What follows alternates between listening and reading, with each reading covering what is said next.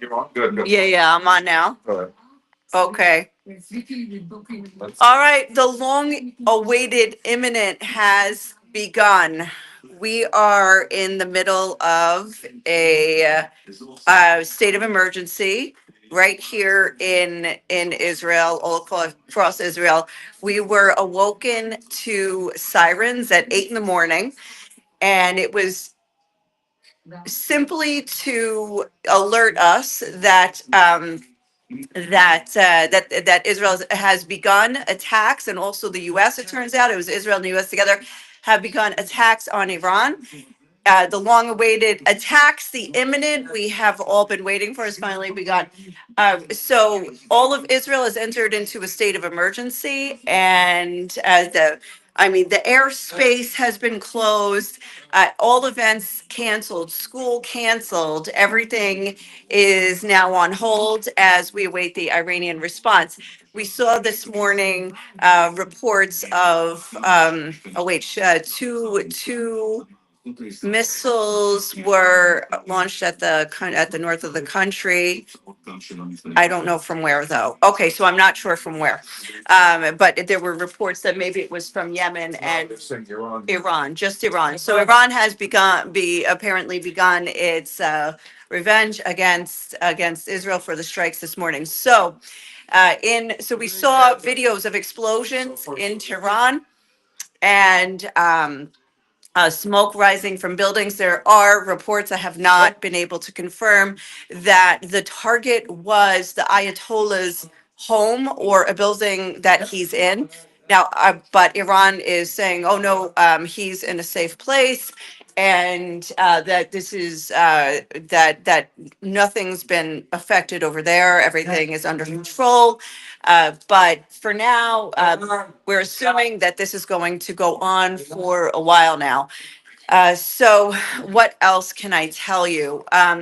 Right now, there are sirens in the north of the country. So we just got alerts on, across our phones that there could be sirens at any moment now in our area, but it turns out it's in the north. So we're still sitting still, but we have also issued a home front command that all our children should remain in shoes and sweatshirts for the entire day, and don't leave your sneakers where you can't find them within 2 seconds to run to a shelter. But school has been canceled for sure. Tomorrow, our week is from Sunday, and school is canceled, which is also extremely disappointing because they had their Purim party tomorrow, and so now nobody is going to show off their costumes. So anyway, what else, Tony? What else? There's like a million things to say, and now I can't remember any of them. Oh, he can't either, so that's Well, I good. mean, there's not much to say. There's It's closed. I mean, so far, we're just waiting to see. Okay. North of Israel, apparently that. So there are people here, like my sister is in the country with a tour group. Actually, there's 100 people in the group, and now they are scrambling to find a way out of the country.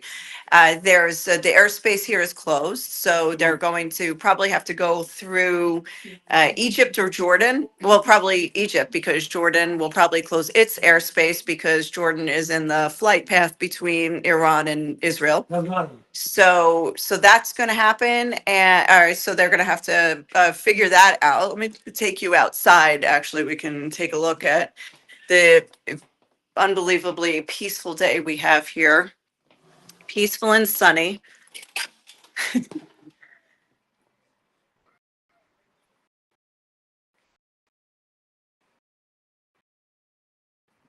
Like nothing. Look at this. Tour groups and any visitors who are trying to leave the country right now, and with airspace closed, they're going to have to go through a land crossing, which means, oh, most likely Egypt would be the best choice at this point. But from, let's say they're in the Galilee, that's going to be like probably a 5 hour drive, at least maybe a 6 hour drive to get all the way south to Taba, go through Taba, and then I think it's another 3 hours to Sharm el Sheikh, which is, I think, the closest airport. So they've got quite a day of travel ahead of them. Meanwhile, Egypt is actually in the flight path of any missiles that would be launched from Yemen. So, as you know, this follows weeks of threats by the U.S. By President Trump against Iran. There's a cat down there. Tell the cat to look for shelter, Daniel. So, so this follows weeks of threats of military activity, a huge military buildup here. The U.S. has sent so many, warships and jets.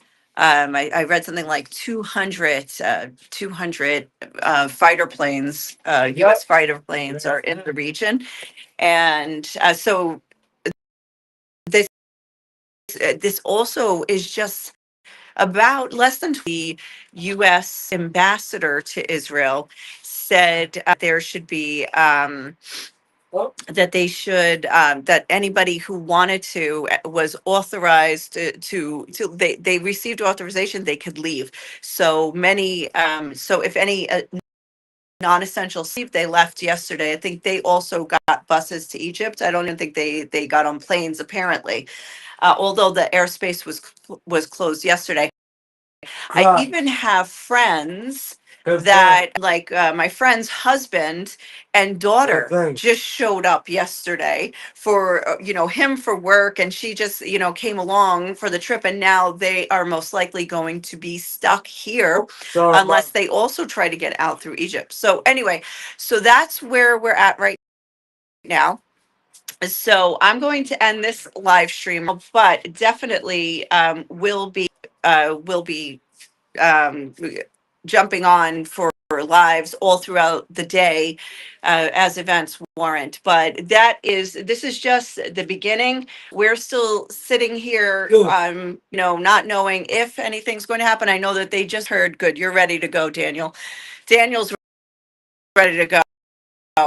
We told him, keep your shoes and your jacket on. Were just launches by Iran at northern Israel. And there were reports that people heard the interceptors working. And so far, no reports of damage or anything like that. But, Israel has the Iron Dome, which detects and shoots down missiles. For the most part, it's pretty accurate. And it's pretty effective. So we luckily, for us, we have that here. So anyway, there you go. There's imminent has arrived. We're finally here. So I'll keep you posted throughout the day. Thank you.